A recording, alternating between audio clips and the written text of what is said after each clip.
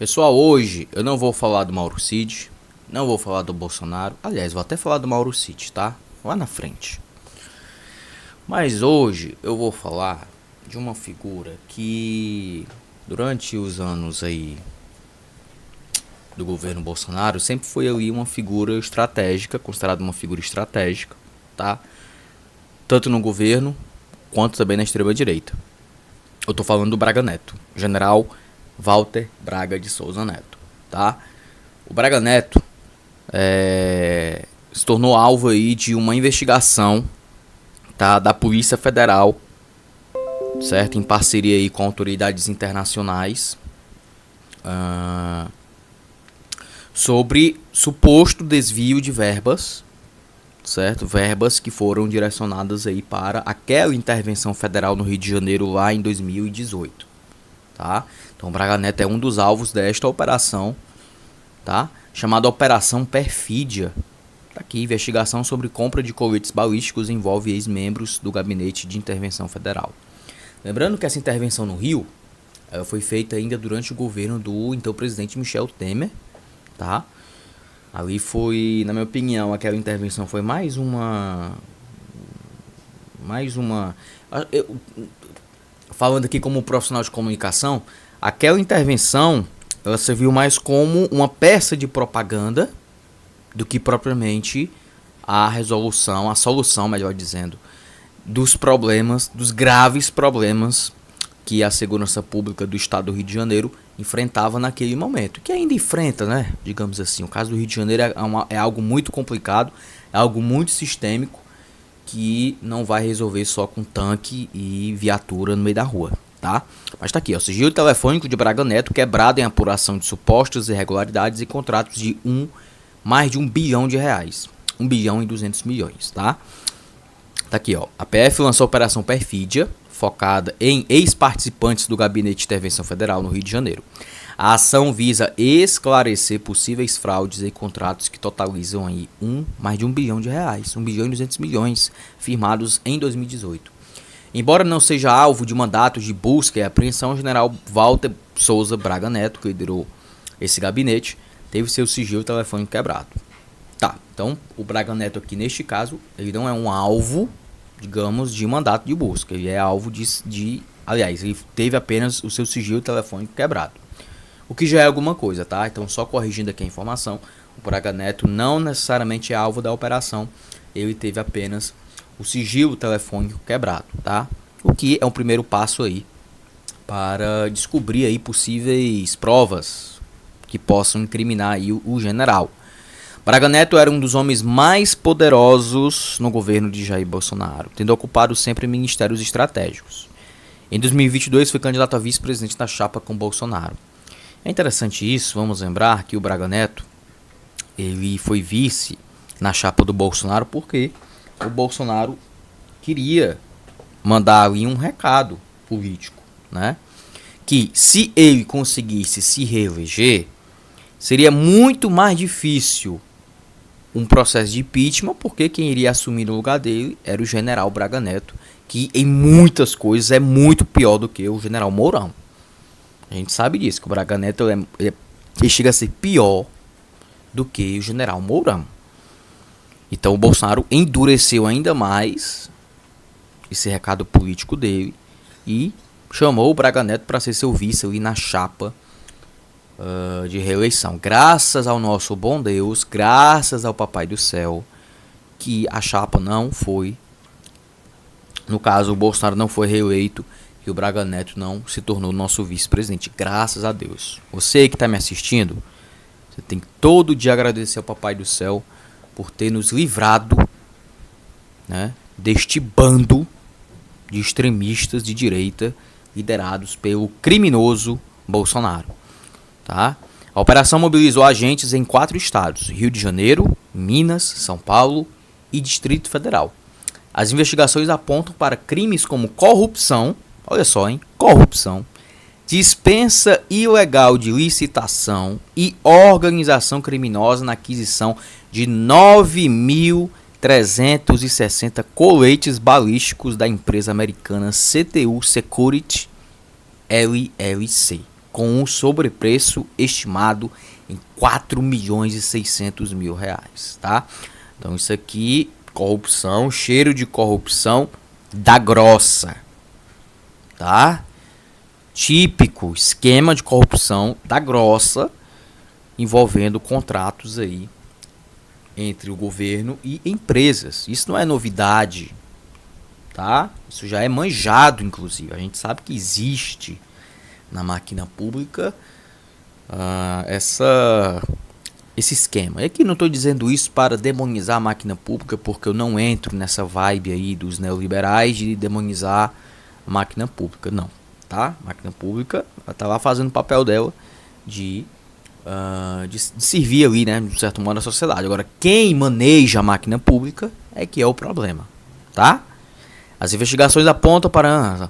O início da investigação foi marcado por uma cooperação internacional com as autoridades americanas. Então parece que aqui envolve também o FBI ou FBI, né, como a galera gosta de dizer, que descobriram aí indícios de irregularidades enquanto investigava o assassinato do presidente haitiano Jovenel Moïse. A empresa envolvida no caso brasileiro também estava ligada à investigação do crime no Haiti. Interessante, né? Porque essa investigação é fruto de uma outra investigação. Por isso que é muito importante o trabalho da investigação. Por isso que é muito importante o Estado investir na inteligência da polícia e também na cooperação com agentes internacionais, né, no sentido de investigar, não de entregar patrimônio público, que isso fique bem claro, mas no sentido de cooperação internacional, porque resulta nisso daqui. Num trabalho ramificado, numa investigação que acaba se ramificando para outras investigações.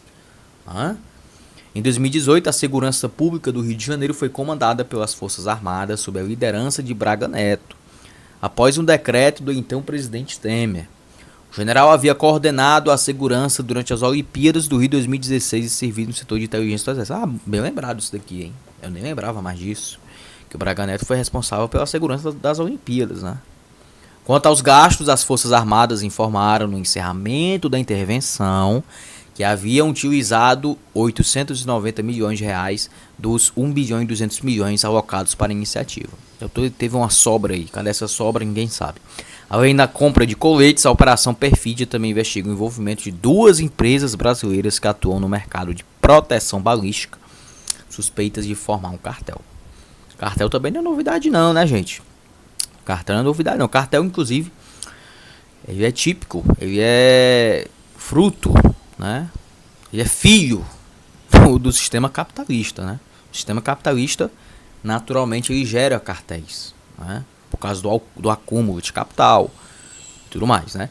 O Tribunal de Contas da União já havia apontado indícios de conluio entre as empresas e suspendeu o contrato em setembro de 2019, resultando no estorno do valor pago, tá? Então a empresa teve que devolver aí o dinheiro. Mas aí, gente, vamos aqui partir para outra pauta, tá? Eu vi uma matéria interessante na Revista Fórum. A Revista Fórum é que é nossa parceira aqui do cafezinho, tá? O pessoal da Fórum publicou aí uma matéria envolvendo aí, envolvendo aí o Mauro Cid, de novo, né? Mauro Cid, que tá se tornando aí figurinha carimbada aqui nos nossos vídeos, né? Porque todo dia aparece algo novo em relação ao Mauro Cid. Tá aqui o texto do jornalista Plínio Teodoro, da Revista Fórum. Mauro Cid vai entregar ao menos 4 generais e pode implicar militares em minuta golpista. Já havia essa possibilidade, essa especulação de que o Mauro Cid não ia entregar apenas o Bolsonaro, mas que ele vai também entregar militares que participaram, por exemplo, de uma reunião no Palácio Alvorada, isso em novembro do ano passado, uma reunião que tratou de golpe de Estado, tá? Isso aqui, a expectativa em torno da delação premiada do tenente-coronel Mauro Cid, ex-ajudante de ordens de Bolsonaro na presidência, tem provocado aí um misto de ansiedade e pânico na cúpula militar, especialmente entre generais da caserna que serviram no governo do ex-presidente. Já é certo que Cid vai entregar ao menos 4 generais que ocupavam ministérios no governo Bolsonaro. São eles: Augusto Heleno, que é o pior de todos. Augusto Heleno é o pior de todos. Esse é o mais golpista de todos. Ele chega a ser pior do que o Braga Neto, hein? Então é um pior que o outro, né? O Braga Neto é pior que o Mourão. o Augusto Heleno é pior do que o Braga Neto. Então, realmente é uma chuva de desgraça, né? Por isso que eu falo pra vocês, todo dia tem que agradecer ao Papai do Céu por ter nos livrado, né, de um segundo governo Bolsonaro. Tá? Graças a Deus que o povo brasileiro teve a consciência de que, apesar dos inúmeros problemas e limitações do governo Lula, o governo Lula é bem melhor do que o governo Bolsonaro. Né? Ter o Lula na presidência é bem melhor do que ter o Bolsonaro. Tá? Tá aí. Augusto Heleno, Walter Braga Neto, né? Luiz Eduardo Ramos, esse aqui foi secretário-geral da presidência, lá no início do governo Bolsonaro. E o Eduardo Pazuello, esse aqui que foi ministro da Saúde, responsável por centenas de milhares de mortes na pandemia. Tá? Eduardo Pazuello, que hoje é deputado federal. Então, o cara assume o Ministério da Saúde, né? Lidera ali um projeto ali de carnificina mesmo, de omissão, de mortes na pandemia. E é premiado com o cargo de deputado federal. Realmente, o estado do Rio de Janeiro... Eu gosto muito do estado do Rio de Janeiro. Né? O estado do Rio de Janeiro é muito lindo. Tá? Estado do Rio, nem se fala. Mas a população do Rio de Janeiro... Ô, meus amigos fluminenses, vocês me decepcionam. Às vezes, muitas vezes, vocês me decepcionam por elegerem figuras como o Pazuello. E não é só o Pazuello que tá lá na bancada do Rio, não, tá? Tem lá o Ramagem... Né? Tem o Flávio Bolsonaro e por aí vai, né? O Flávio Bolsonaro que está um pouco mais tempo na estrada aí da política, mas o Rio de Janeiro elege aberrações como o Pazuello, como aquele Carlos Jordi, como aquele próprio Alexandre Ramagem e por aí vai, tá? A ansiedade nas Forças Armadas, no entanto, se dá pela possibilidade de CID envolver militares da ativa, entre eles o ex-comandante do Exército e ex-ministro da Defesa, Paulo Sérgio Nogueira de Oliveira. Esse aqui é cearense, tá? Paulo Sérgio Nogueira de Oliveira, infelizmente é meu conterrâneo, né? Ele é lá de Iguatu, tá? Que teria escalado subordinados à pasta para auxiliar o hacker Walter Delgatti no documento que contesta o sistema de votação pelas urnas eletrônicas, tá? O próprio Delgatti, gente, já tinha falado sobre essa reunião no Palácio Alvorada, que ele estava presente, estava ele, o Bolsonaro, alguns generais, né, que estavam ali arquitetando essa reunião, tratou realmente de um golpe de Estado. O Bolsonaro antes já tinha se reunido com o Walter Delgatti para que o Delgatti fizesse ali um código-fonte paralelo para supostamente provar que a eleição seria fraudada, e paralelo a isso o Bolsonaro também estava aí arquitetando o seu golpe de Estado, tá? Como ajudante de ordens, Cid fazia a ponte de Bolsonaro com todos os ministros, incluindo aí Anderson Torres da Justiça, pivô da minuta golpista. Em sua delação, o tenente-coronel se comprometeu a falar tudo o que sabe sobre a minuta golpista, o que pode implicar ainda mais os militares. E é bom a gente lembrar, gente, que se o Mauro Cid realmente falar tudo o que sabe, ele vai ser um efeito dominó, tá? É um caindo, outro também, um caindo, outro também, vai ser efeito dominó. Agora, se ele não falar o que ele está prometendo, aí, né, o couro vai comer pra ele, ou seja, ele vai se complicar, vai voltar pra cadeia, né? Por um lado, o Xandão mandou soltar aí o Mauro Cid, mas por um lado foi até bom, digamos assim, ter soltado, porque eu duvido que com a liberdade provisória o Mauro Cid vá arregar, porque ele sabe que se ele arregar, se ele não contar o que sabe realmente, ele volta pra cadeia, tá? Pelo documento, então, essa liberdade provisória acaba sendo, de certo modo, um incentivo para o Mauro Cid abrir a boca. Pelo documento, após o golpe e a instalação de um estado de defesa na sede do Tribunal Superior Eleitoral, comandado por Alexandre de Moraes, seria formado uma comissão de regularidade eleitoral. Então, olha só, os caras queriam melar as eleições, queriam prender o presidente do TSE, Alexandre de Moraes, com a narrativa de fraude. E depois disso, depois da prisão do Moraes, depois de um golpe de Estado, seria aí formada a Comissão de Regularidade Eleitoral. Isso jamais seria criado, né? Porque seria um golpe de Estado. Com 8 dos 17 representantes nomeados pelo ministro Paulo Sérgio Nogueira da Defesa. A junta seria responsável por reverter o resultado das urnas e garantir a manutenção de Bolsonaro no poder. Tá aí. Mauro Cid, espero que ele realmente não dê para trás, né? Que ele realmente possa entregar. Por enquanto a PF vai manter sigilo das delações, e é bom mesmo que se mantenha sigilo para não atrapalhar as investigações. Eu prefiro assim. Eu sei que tem colegas jornalistas que ficam na ansiedade de saber aí o conteúdo da delação, mas a gente tem que entender também que se pelo menos 1% dessa delação vazar, isso já vai atrapalhar as investigações. E sinceramente, eu não quero que as investigações sejam atrapalhadas, tá? Eu prefiro esperar mais um pouco. Eu sei que a ansiedade é muito grande, né? A gente fica esperando, fica ansioso, esperando aí o conteúdo dessa delação. Mas vamos também respeitar o tempo e o trabalho da Polícia Federal, que até o momento está fazendo aí um excelente trabalho, está prestando aí um excelente serviço à sociedade brasileira.